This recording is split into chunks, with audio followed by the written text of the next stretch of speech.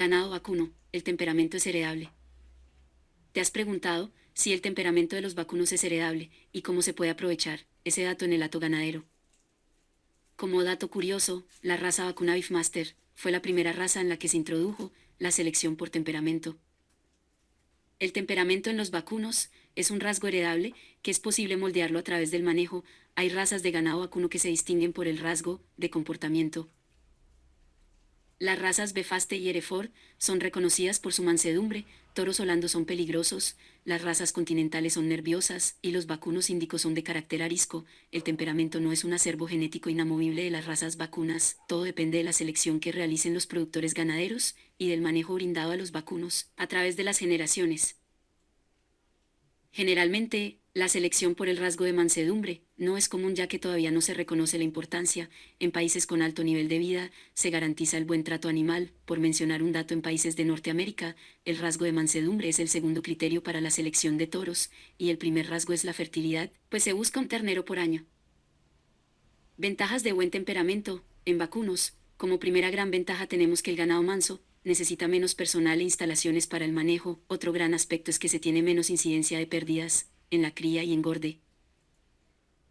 Los vacunos que son ariscos, está comprobado científicamente que son más lentos para engordar, al ser comparados con los vacunos mansos. Otro aspecto negativo es que sufren estrés en el transporte a la faena, lo que merma la calidad cárnica, pues se obtienen pérdidas cualitativas y cuantitativas en la calidad y rendimiento de la canal.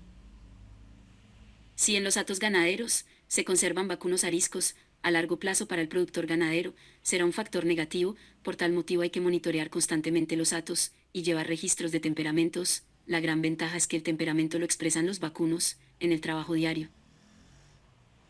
Por ejemplo, si una vaca no permite que nadie se le acerque a una distancia menor de 50 metros, su descendencia es muy probable que herede el mismo comportamiento, lo que afectará el buen manejo en la actividad de engorde, donde es necesario trabajar más cerca de los vacunos. Con un toro que se deja sujetar sin ningún problema, ocurre lo mismo. La fertilidad y rusticidad se asocia generalmente con el carácter dominante. Estos rasgos no conservan ninguna relación entre sí.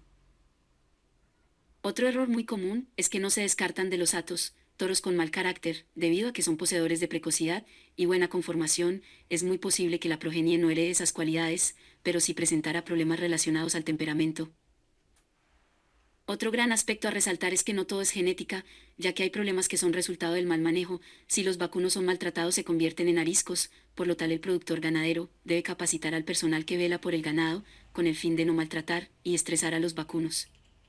El amansamiento no es heredable.